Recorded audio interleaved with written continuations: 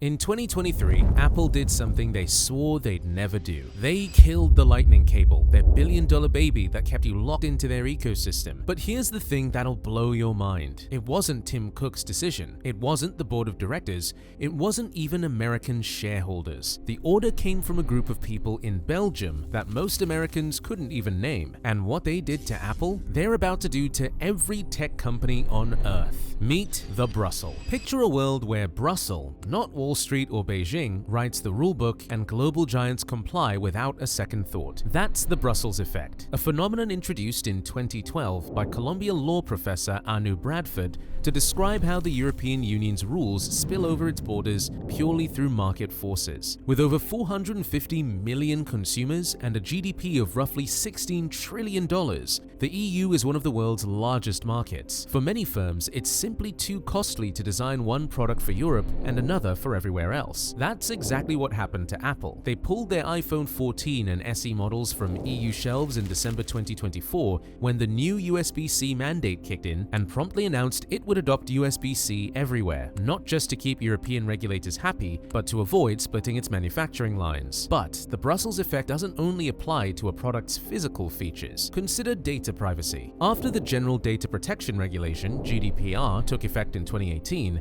a law that gives people control over how companies collect, store, and use their personal data. More than 100 countries adopted similar laws or updated existing ones to match its standards, from Brazil to Japan. And it's not just tech. In the chemical industry, companies like Dow began to follow the EU's REACH regulation, short for Registration, Evaluation, Authorization, and Restriction of Chemicals. It's one of the world's strictest chemical safety laws, requiring firms to prove that substances used in their products are safe for people and the environment before they can be sold. These rules weren't just suggestions, they became the global benchmark almost overnight. But here's where it gets crazy. This isn't just about boring regulations. The EU is literally forcing major changes in world-famous products, and that's just the beginning. The European Union market is simply too big to ignore. In 2022, its 32 million enterprises ranging from tiny startups to global giants generated a combined 38 trillion euros in net turnover, with large firms alone accounting for half that sum.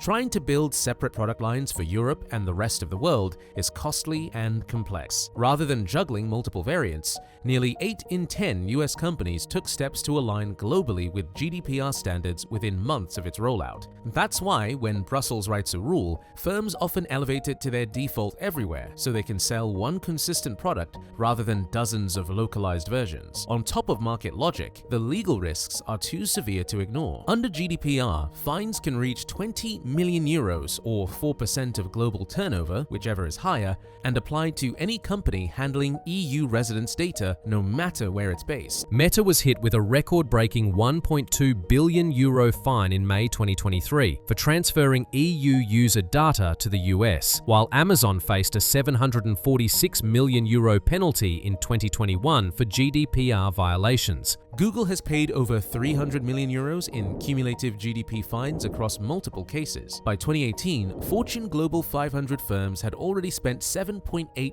billion preparing for GDPR compliance, a price they'd rather pay once than face fragmented region-by-region enforcement. In essence, harmonizing around Brussels' high bar cuts both compliance costs and legal uncertainty, and that's why even Silicon Valley says yes to EU rules, long after flying across the Atlantic. And it's not just the companies bending to Brussels, entire countries do too. Nations like Georgia, Turkey, and even Ukraine have adopted large portions of EU regulations without being full EU members. Why? Because aligning with EU standards boosts their chances of joining the Union, or at least deepening trade ties. Turkey, for example, has harmonized thousands of technical rules with EU law as part of its decades-long ascension process. Georgia passed sweeping reforms in food safety, consumer protection, and environmental law, all to stay in the EU's good graces. And if you want to see it in action, let me show you 3 ways Brussels secretly controls your daily life. When GDPR took effect in May 2018, it forced tech giants like Facebook and Google to completely overhaul their privacy settings, not just in Europe, but everywhere. Almost 8 out of 10 US companies scrambled to comply within months, and Fortune Global 500 firms had already poured $7.8 billion into GDPR readiness by 2018. This sweeping adoption wasn't driven by politics or pressure from Brussels diplomats, but by the simple math of risk and reward. 4% of revenue fines and €20 billion penalties for breaches made global harmonization the cheapest, safest path. Meanwhile, the chemicals industry felt the squeeze from REACH. Today, global firms pay over $20 billion annually to meet Europe's strict chemical safety rules, and companies like BASF dedicate hundreds of staffers just to handle its paperwork. And while all these forced updates may be convenient for customers, before we crown Brussels the ultimate hero, there are some serious voices of criticism out there. Imagine you're an American, you've never voted for anyone in the European Parliament, you probably can't name a single EU official, yet these people are writing the rules for your iPhone, your Instagram, your entire digital life. That's what critics call digital colonialism, and they have a point. But here's where it gets really controversial. Remember those GDPR compliance costs? Companies don't just eat those expenses, they pass them on to you. Some studies show prices went up 24% in certain sectors just because of European privacy rules. So you're paying more for everything from your Netflix subscription to your online shopping to fund regulations you never asked for. And if you're a startup trying to compete with Google or Facebook, good luck. Those giants can afford the $10 million compliance budgets. You can't. So Brussels might be accidentally protecting big tech by making it impossible for small competitors to enter the market.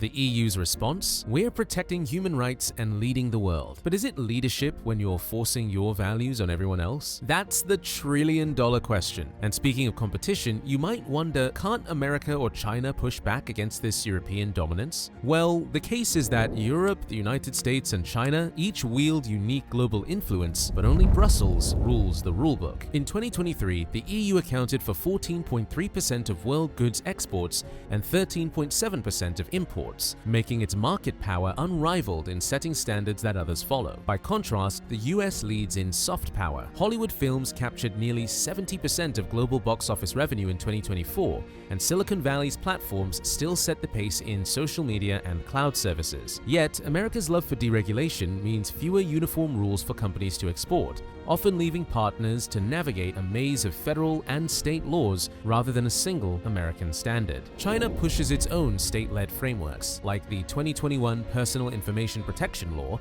but these Beijing effect rules rarely expand beyond Asia, hindered by concerns over data security and political oversight. But everything I just told you, it's about to get way more intense, because Brussels is about to control AI itself, and not everyone is happy about it. Europe is on the brink of exporting its toughest ever rulebook, the EU Artificial Intelligence Act. First proposed in April 2021 and overwhelmingly approved by European Parliament on March 13, 2024, 523 to 46 votes. It's the world's first horizontal law covering AI, from chatbots to facial recognition. Published in the official journal on July 12, 2024, the Act entered into force on August 1, 2024, with most provisions kicking in by August 2, 2026. Under its risk-based framework, unacceptable AI, think social scoring systems, are banned. High-risk applications face strict checks, and even everyday tools like AI chatbots must disclose they're not human. Already, Google, OpenAI, and Mistral have signed the EU's new voluntary code of practice, while Meta